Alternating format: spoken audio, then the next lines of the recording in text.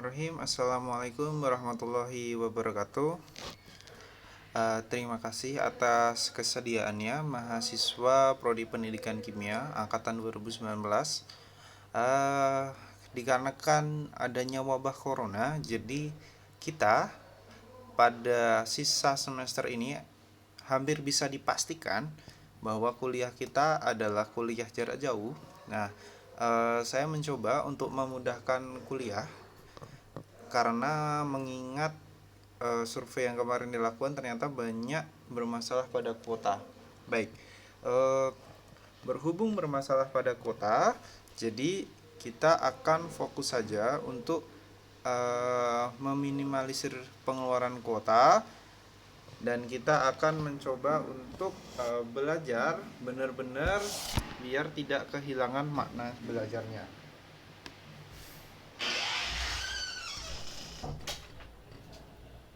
Baik, kita akan masuk pada materi alat-alat keselamatan laboratorium. Nah, ini sedang viral juga pada saat COVID-19 ini, bagaimana alat-alat kesehatan ini menjadi barang yang langka. Contoh yang paling sering kita temui di lapangan adalah alat kesehatan yang langka, salah satunya adalah masker. Nah, ini sudah mulai langka. Nah, bekerja di laboratorium merupakan tempat yang sangat berbahaya, di mana banyak sekali resiko atau kejadian-kejadian yang memungkinkan kecelakaan kerja yang dapat menyebabkan kejadian itu fatal. Bisa dari yang ringan seperti mungkin pingsan karena keracunan zat, bisa juga dia mohon maaf cacat, bisa juga sampai kematian. Nah, makanya dari itu diperlukan alat-alat keselamatan kerja di dalam sebuah lab itu sendiri. Nah, kita tahu bahwa kemarin ada beberapa berita viral mengenai kekurangan APD, alat pengaman diri, di mana alat tersebut langka karena beberapa orang membeli dan tidak bisa malah digunakan oleh tenaga medis. Nah, begitu juga dengan yang tadi di awal kita sebutkan, masker. Nah, alat-alat keselamatan ini bisa sebagai meminimalisir atau zero incident dalam kecelakaan lab. Nah, dengan memperhatikan beberapa hal penting, yaitu simbol tanda bahaya, kemudian juga penggunaan teknik keselamatan kerja. Jadi ketika memasuki sebuah lab, kita harus paham betul bagaimana prosedur atau hal-hal yang menjadi pantangan di mana alat-alat atau bahan tersebut bisa terjadi, misalnya ledakan untuk bahan dan juga kerusakan untuk alat. Nah, setiap lab punya penyesuaian pada kebutuhan alat-alatnya atau keselamatan kerjanya. Jelas berbeda antara lab kimia, fisika, dan biologi. Semua disesuaikan dengan kebutuhannya. Kimia jelas paling ketat di dalam mengawal keselamatan kerja ini, karena banyak sekali bahan-bahan kimia yang bisa dikatakan berbahaya. Saya bisa katakan mungkin sebanyak bahan kimia itu mudah terbakar, paling enggak kalaupun kita hirup itu bisa menyebabkan pingsan, atau mungkin yang paling buruk adalah kematian. Dibandingkan dengan lab fisika yang tidak terlalu sering menggunakan bahan-bahan kimia, dia lebih sering pada pengujian alat. Untuk lab biologi ada bahan kimia, cuma tidak terlalu banyak, biasanya memakai bahan-bahan dari organik itu seperti metanol, etanol, kemudian juga etil asetat, ya, bahan-bahan organik.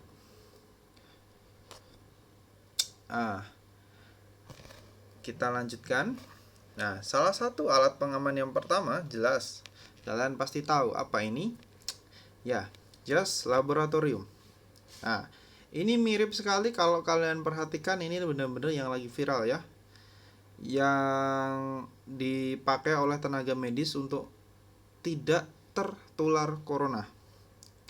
Nah, ini memakai jas lab yang kalau orang bilang kayak astronot. Nah, bener-bener seperti astronot yang bener-bener aman.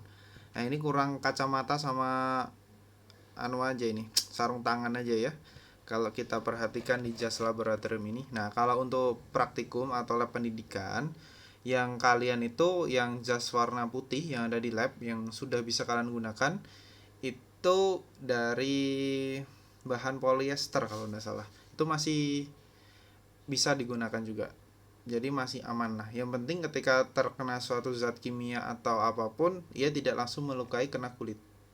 Jadi lebih safety dan juga tidak langsung kena pakaian yang kalian pakai. Jadi biarlah jas lab itu rusak tidak apa-apa lah. Yang penting kalian tetap aman dalam menggunakan lab. Nah, untuk beberapa jenis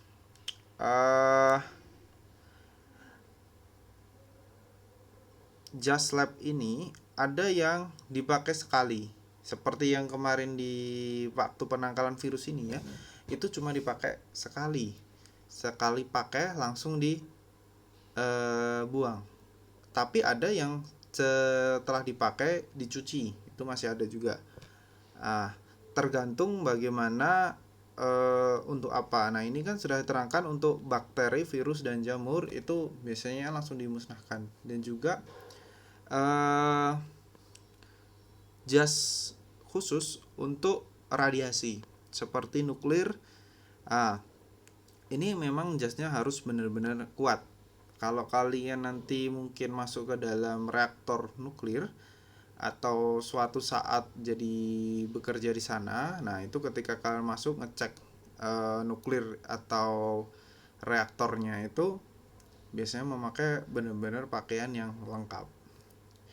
Kalau ingat Neil Armstrong yang ke bulan ya seperti itulah pakaiannya. Kemudian jas lab memang umumnya polyester ya tadi sudah.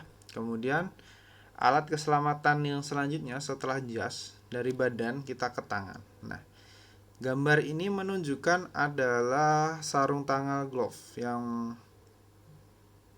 dari karet.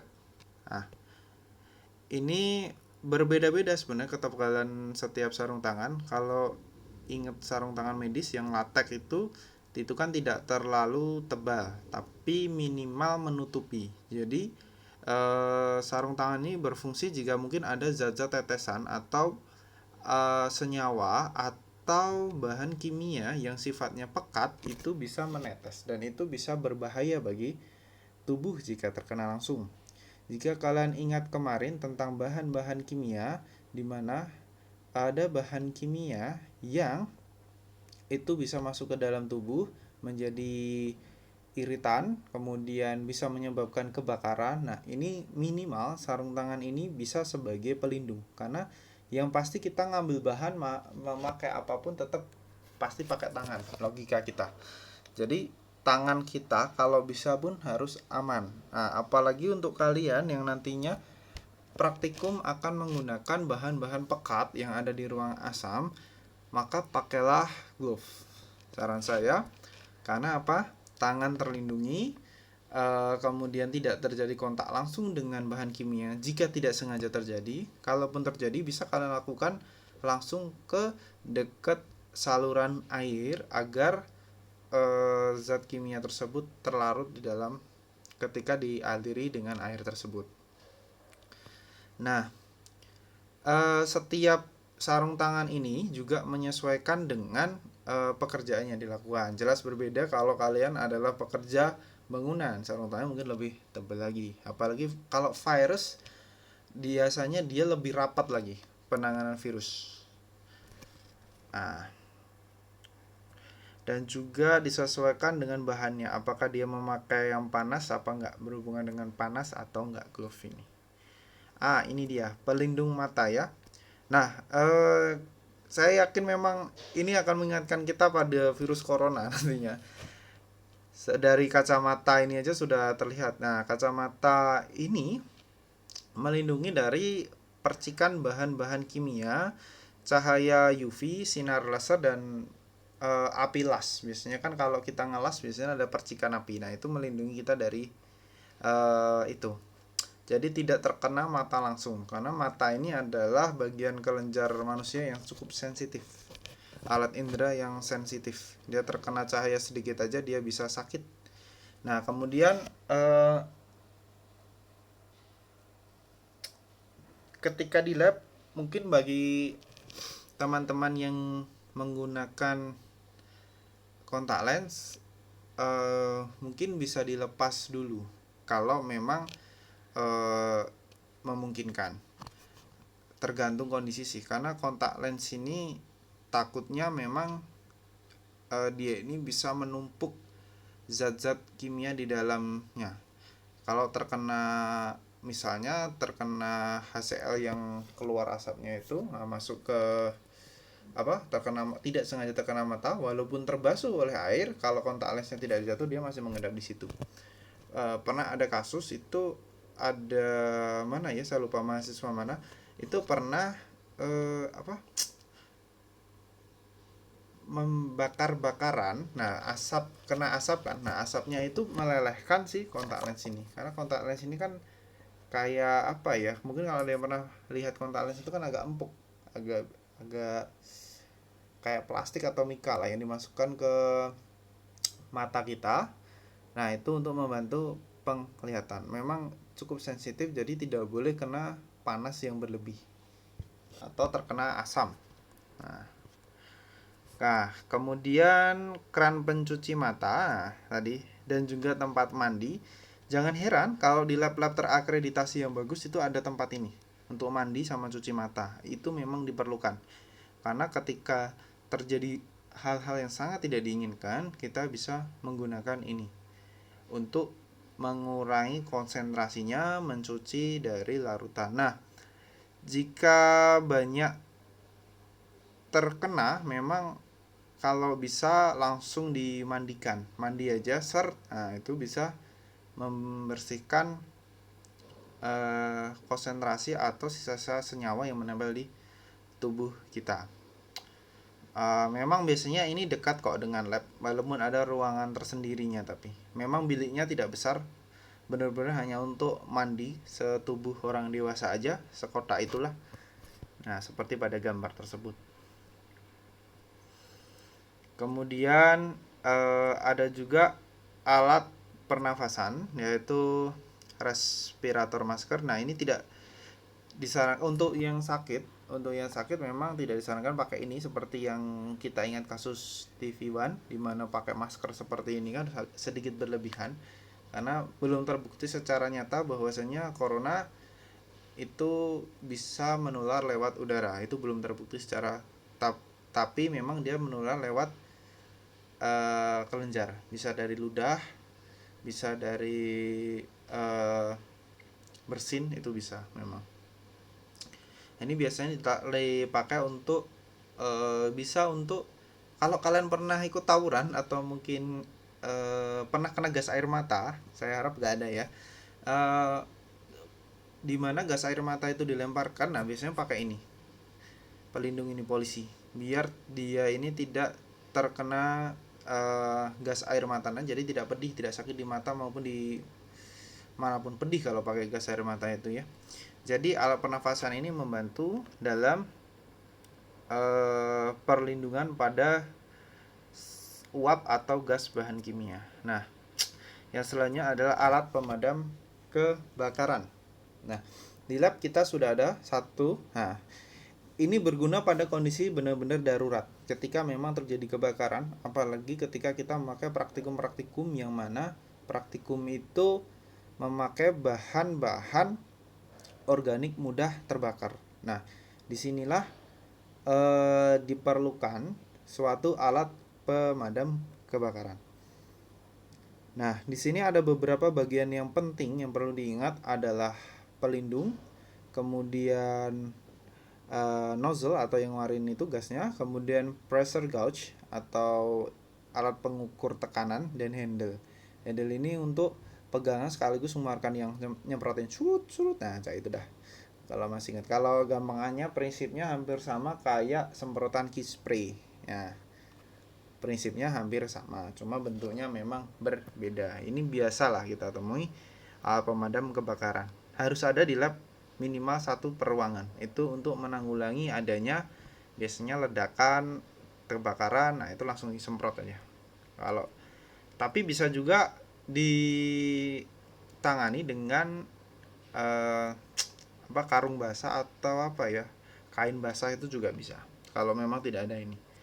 Kemudian ada fire blanket. Nah, ini biasanya dipakai pada pemadam kebakaran. Untuk lab kita belum ada fire blanket ini. Sebenarnya memang kalau yang ini memang tidak terlalu wajib ada, tapi sebaiknya kalau ada lebih baik. Karena kan biasanya kebakaran itu bisa di luar, bisa di dalam. Maksudnya kita bisa menyelamatkan dari luar, bisa dari dalam. Nah, kalau misalnya tempat kebakarannya ini terjadi di dekat selimut api, ya buat apa diambil kan? Biasanya memang petugas pemadam yang punya ini. Jadi dia melindungi, ini tahan api, jadi melindungi dari api saat-saat kondisi darurat. Karena yang berbahaya dari api mungkin bukan apinya, tapi asapnya salah satunya untuk manusia. Karena manusia butuh bernafas tiap detik. Nah, ketika dia menemukan asap, otomatis susah bernafas. Nah, asal nggak kena api kan masih selamat. Tapi kalau kena asap yang sudah menumpuk, api pasti ada asap, itu bisa menyebabkan penyumbatan udara pada paru-paru. Nah, tangga ini tergantung ya. Ini biasanya dipakai untuk rak-rak yang tinggi, bahan kimia tempatnya tinggi. Ini biasanya lab-lab yang model Eropa, yang tinggi-tinggi itulah. Yang kayak perpus kita ngambil buku harus pakai ini. Film Harry Potter mungkin kalau kalian ingat kan, ngambil buku pakai tangga. Nah, seperti ini. Itu juga bahan kimia. Nah, kemudian ini karet penghisap. Nah, karet penghisap ini jangan ditiru gambar yang di bawah itu ya, dimana dia menghisap dengan mulut. Ini sudah ada juga di lab. Jadi jangan pernah melakukan menghisap dengan mulut lagi. It's dangerous, not safe. Lebih baik sayang nyawa kalian daripada terjadi kepingsanan yang tidak diharapkan atau mungkin kejadian yang tidak diharapkan. Memipet ini diharapkan memang hati-hati dan menggunakan ini ya, bahan penyedot atau karet penghisap ini. Nah, ini adalah beberapa contoh tanda peringatan keselamatan. Ada yang sifatnya korosif, ada yang beracun, ada yang oksidasi. Nah, ini beberapa yang penting, mungkin bisa kalian hafalkan ya. Siapa tahu keluar. Oke, baik, ini kuliah dari saya cukupkan sekian. Kita lanjutkan ke materi yang lain.